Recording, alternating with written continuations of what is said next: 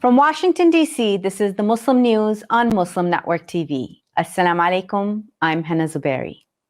First, the headlines. Judge dismisses weapons charge against Kyle Rittenhouse as the trial ends. Steve Bannon arrested by FBI as he surrenders in Washington, D.C. Hindu sect accused of using forced labor by more temples across the United States. Paris Muslim leaders mark 6 years since Bataclan attacks. Our top story tonight. The trial of Kyle Rittenhouse has ended and the jury has begun its deliberations, but not before the judge in the case contributed. Again, the controversial judge Bruce Schroeder dismissed one count of illegal possession of a dangerous weapon by a person under 18. He earlier banned prosecution from using the term victims for people killed by Rittenhouse. The judge made the news early for his racially offensive jokes about Asians. The teen killed 26-year-old Anthony Huber and 36-year-old Joseph Rosenbaum last year during a protest over the police shooting of Jacob Blake. Wisconsin Governor Tony Evers has put 500 National Guard troops on standby in case local law enforcement needs help with crowd control after a verdict. He asked visitors to stay away from Kenosha. The FBI says Steve Bannon surrendered himself to the FBI on Monday morning. He was indicted by a federal grand jury on 2 counts of contempt of Congress.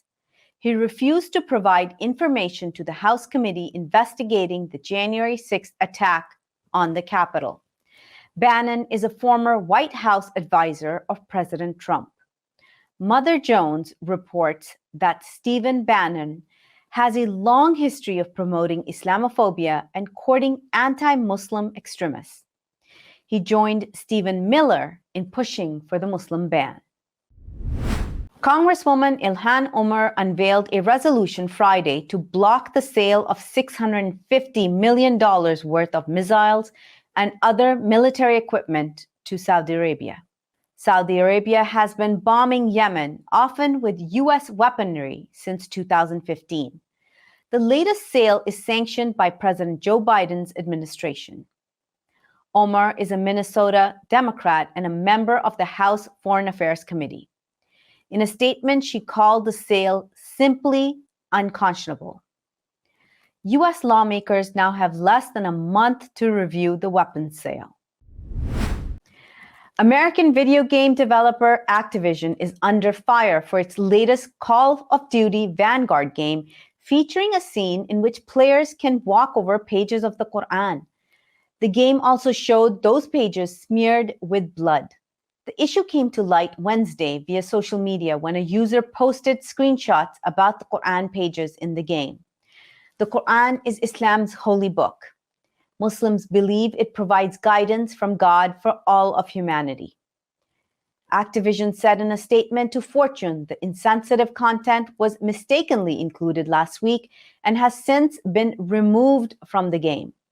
The company said that the material should never have appeared as it did and apologized, saying it was taking steps to prevent such occurrences in the future. BAPS, a Hindu denomination, is accused of exploiting low-caste laborers from India to build and maintain massive temples in the United States. The group operates a New Jersey temple which was raided by federal authorities earlier this year.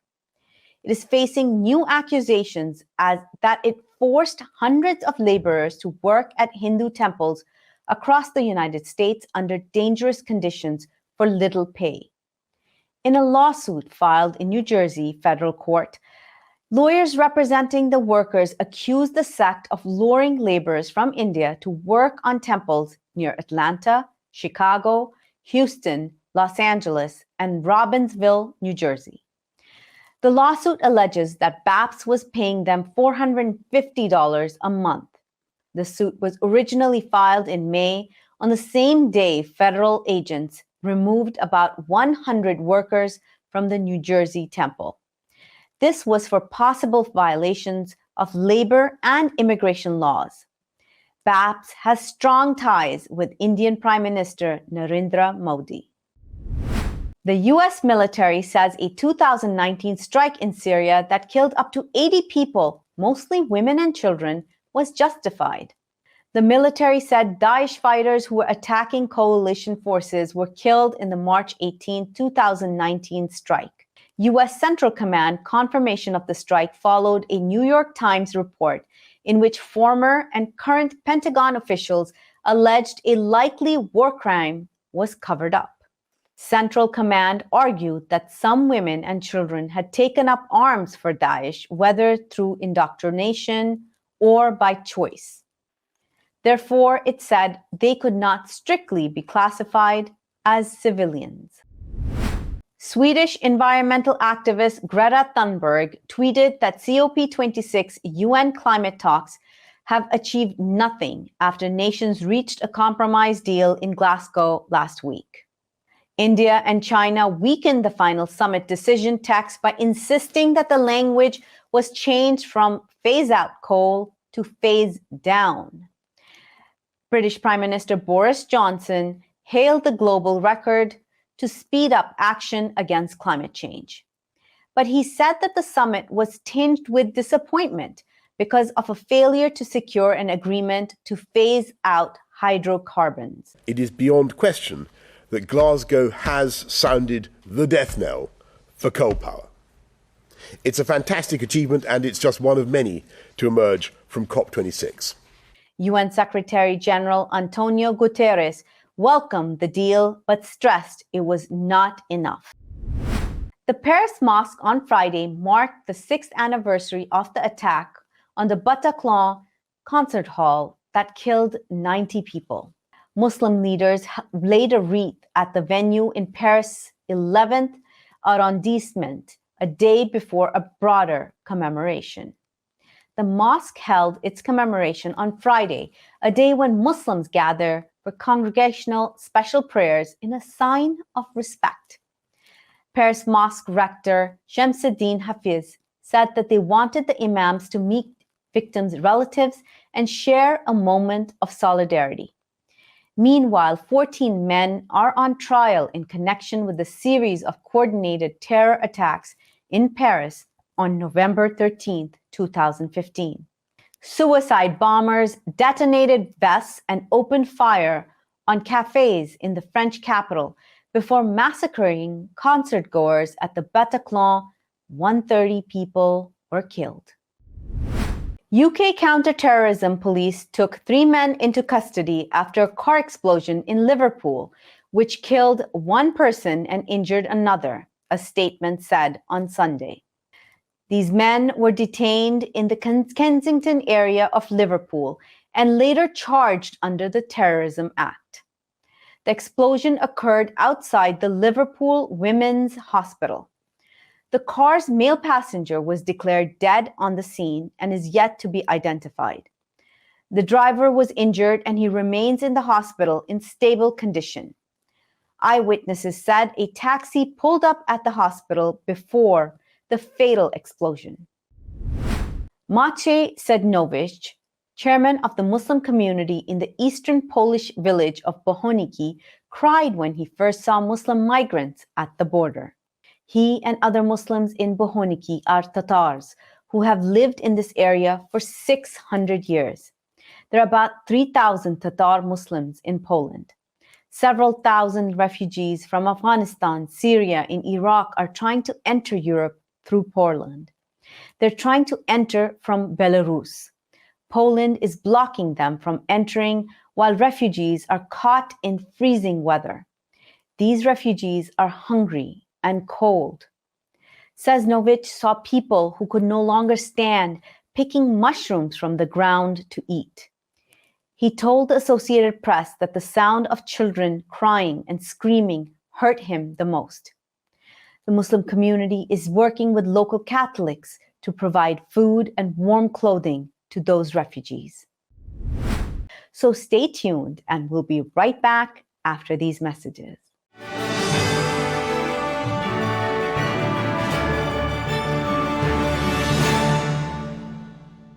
If I could be you, and you could be me for just 1 hour.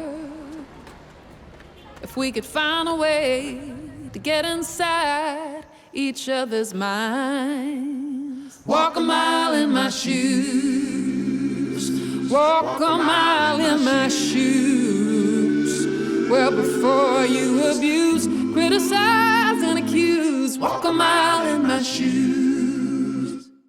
Despite the development of a COVID-19 vaccine, millions around the world will not have access. We need a vaccine that's free and available to everyone, everywhere. It's time for a people's vaccine.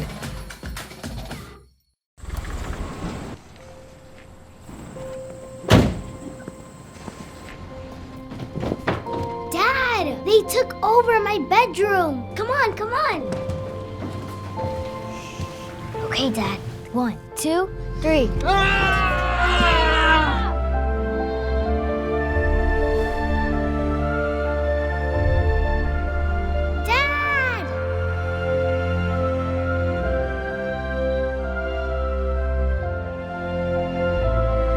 You saved me. Dad? Are you okay? I'm fine, dear.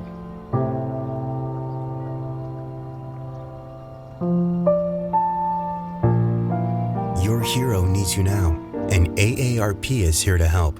Find the care guides you need at aarp.org/caregiving.